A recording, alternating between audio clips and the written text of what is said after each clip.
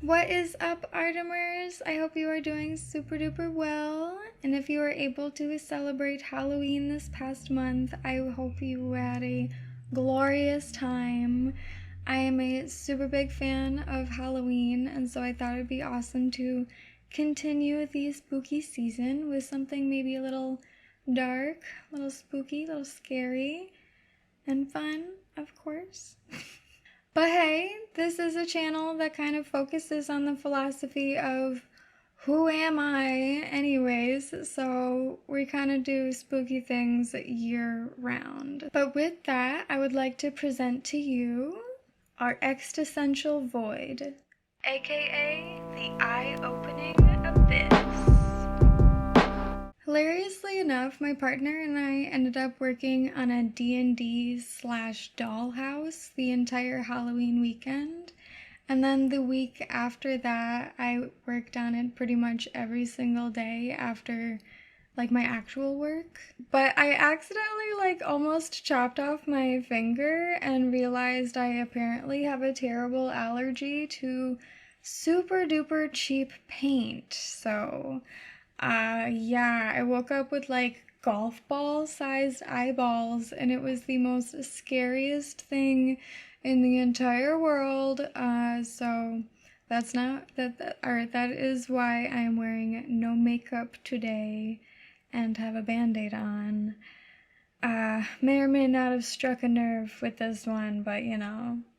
Even after hurting myself and waking up with golf ball eyeballs, I am still super into finishing my house project, and it kind of fills my every waking thought, I cannot lie. So I still love art, for sure, 100%.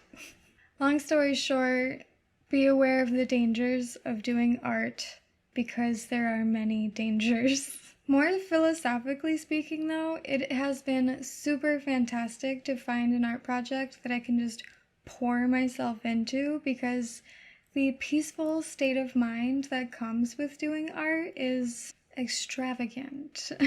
Of course, this may sound super cheesy, but art is just a fantastic way to meditate. Hours and hours and hours just fly by as time flows right through you, and by the end of it, you've made something super meaningful and, true to you, usually. And so, to be completely frank here, art can either help us fill or just ignore our existential void. We can just ease by all of the stresses in life by meditating through art, or we can find more meaning in the world by producing meaning in the world. So, art is kind of the all-around answer here. I should say that there's a small caveat to the meditative state is the goal, but sometimes we are left alone completely to our own pessimistic thoughts, but sometimes these thoughts have to be faced in the long run, so. Facing our monsters and the existential abyss. From Friedrich Nietzsche in his book Beyond Good and Evil, in section 146, he writes, "He who fights with monsters should be careful lest he thereby become a monster. And if thou gaze into an abyss, the abyss will also gaze into thee." This is one of Nietzsche's many quotes about existentialism, and what it largely means is that without self-actualization in dealing with these stresses of life, these stresses, or monsters, will consume us. And then we are left as a husk of anger, and our only will is within the dichotomy of us versus them. Or we can use Nietzsche's slave and master morality terms and say that as a slave, we want to punch up and fight our monsters, or the masters, but in trueness, we only punch up to fight the masters to then become the masters and then punch down at the slaves. Again, staying within one dichotomy versus punching out of this system and making the world our own. AKA, do not let the monster consume you, lest you become the monster. So, what do? We look into the abyss. In looking to the abyss of darkness, blackness, our void, we find a mirror of our true selves. And in this blackness, we see who we truly are. Are we mad? Are we happy? Are we ourselves? Or are we just following society? But unfortunately, if we look into the abyss and do not see a mirror to provide ourselves meaning into our lives, the abyss is just that. And so we attempt to fill this void, but it is completely futile. We can't give it meaning by throwing things into it. It basically has to provide it to us. But thus grows our existential void, and so in life we either give meaning to our lives or die trying. So, booyah. The origin and solution of the existential void. The nomenclature origin, or the literal words origin of the existential void, comes from the psychiatrist and philosopher Viktor Frankl, who wrote it as the existential vacuum. But the original existential vacuum is not too dissimilar to what we think of now when we hear the words existential void. So, luckily, he also wrote a solution. From Viktor Frankl, in his book Man's Search for Meaning, the existential vacuum is a widespread phenomenon of the 20th century. No instinct tells him what he has to do, and no tradition tells him what he ought to do. Sometimes he does not even know what he wishes to do. Instead, he either wishes to do what other people do, conformism, or he does what other people tell him to do, totalitarianism. And another quote that is very tied to this idea from the same book is, because of social pressure, individualism is rejected by most people in favor of conformity. Thus, the individual relies mainly upon the actions of others and neglects the meaning of his own personal life. Hence, he sees his own life as meaningless and falls into the existential vacuum, feeling inner void. And so for those of you who didn't check out my last video about groupthink, basically being too conformed or listening to other people too much, we lose our authenticity. We forget our own authentic selves. And so thusly, how can we attach meaning to ourselves or give our life meaning if all we're doing is conforming to what other people do or what other people tell us to do? This, in fact, does not provide us a very meaningful life. Truly, it's not authentic. Point blank, it's not. Luckily, Viktor Frankl also wrote us a solution, a psychiatric treatment to our human condition, the existential void, which he calls logotherapy, which is our logic and, intellectual brain of logos. So let's dive right into it, shall we? Logotherapy is a one word for something I talk about all of the time, which is we need to redefine what stresses are and what monsters are and what suffering is, and pretty much redefine everything that has meaning in our life. If it's bad, make it good. Boom, boom. Just flip a switch in your brain and suddenly you're happy-go-lucky, healthy, happy human. Of course, this is probably the hardest thing in the entire world, and so I do also always suggest professional help is the key. If something to you has so much meaning in it, but the existential vacuum sucks it away entirely, This is a symptom of needing professional help, or this is a key. This is a fine detail that you do need professional help. So philosophy can only go so far, is what I'm saying. And that is why Frankl is a psychiatrist as well as a philosopher. He believes in both paths. From Viktor Frankl in his Man's Search for Meaning, there are 3 ways to discover the meaning of our life. 1, by creating a work or doing a deed. 2, by experiencing something or encountering someone. And 3, by the attitude we take toward unavoidable suffering. So thank you again to the Artemer out there who suggested I read Man's Search for Meaning, because it is truly chef's kiss, and Frankl's words are amazing. He says exactly what I say.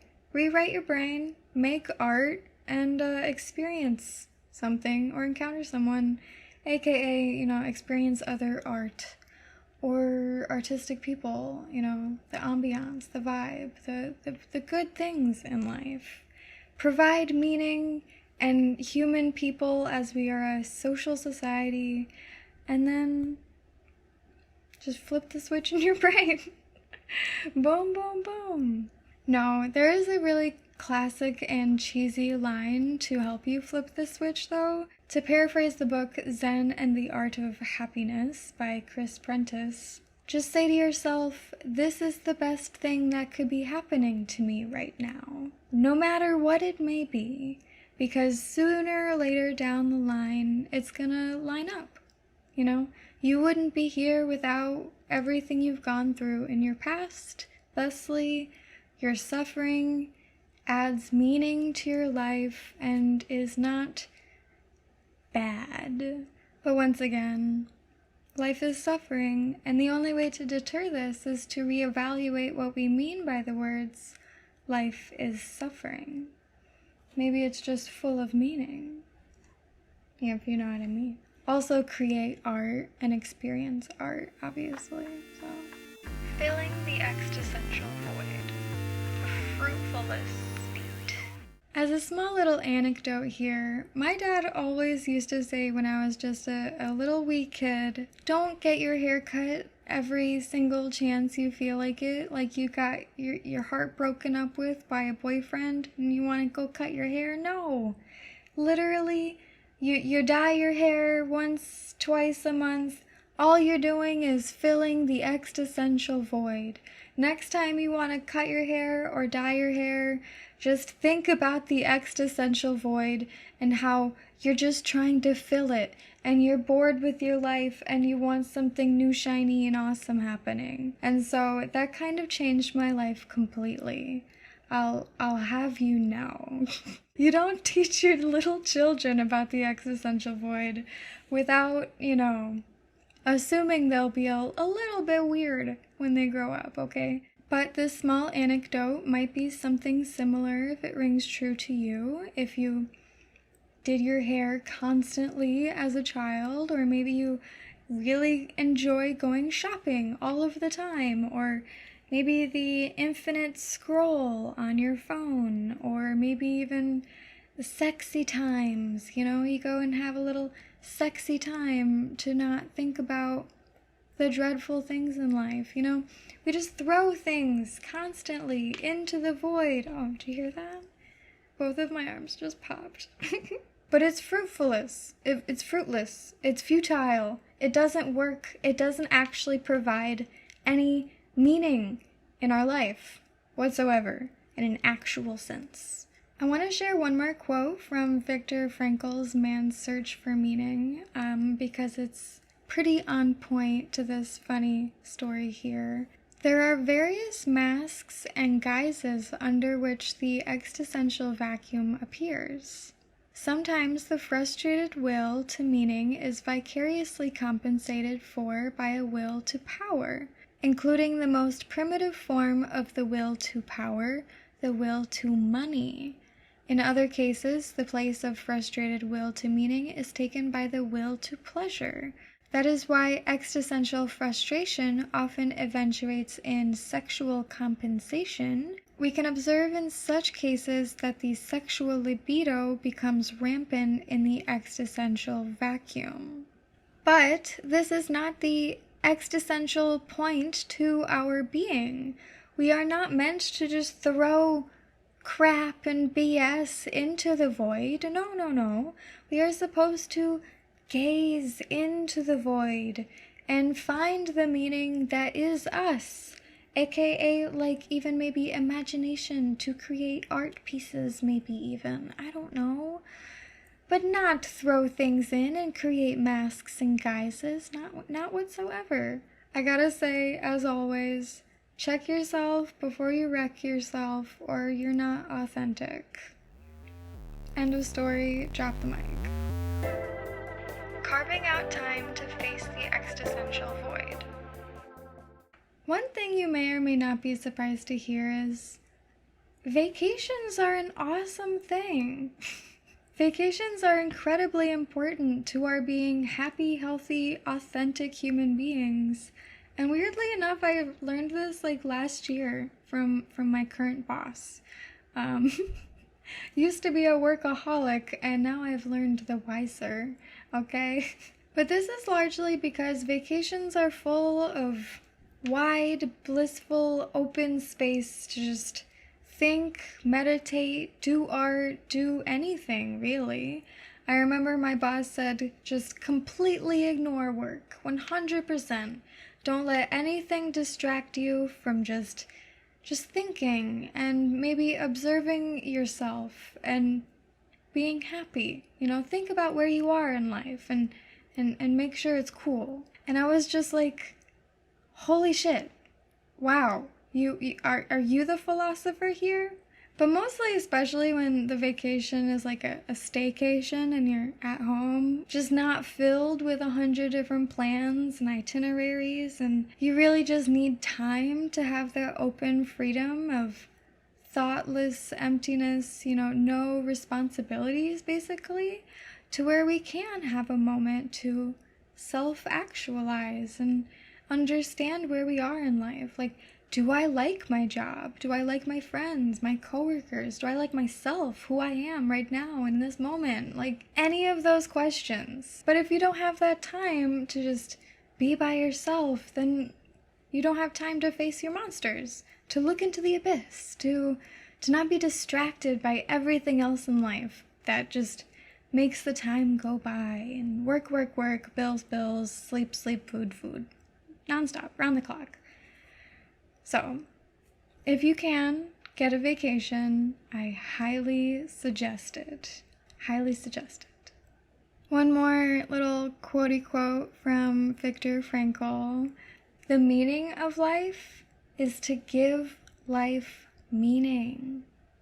Again, chef's kiss. I know I dance around it all of the time, but art is the meaning of life. This is how you create the meaning. Boom, boom, boom. I don't even know how to make a video about it. I've said pretty much everything there is to be said in like 15 videos, so. Give meaning life. Or give life meaning. Just do it. Do it. All in all, in conclusion, I'm so glad that I finally found an art project that I can actually, again, pour myself into. Classic choice of words.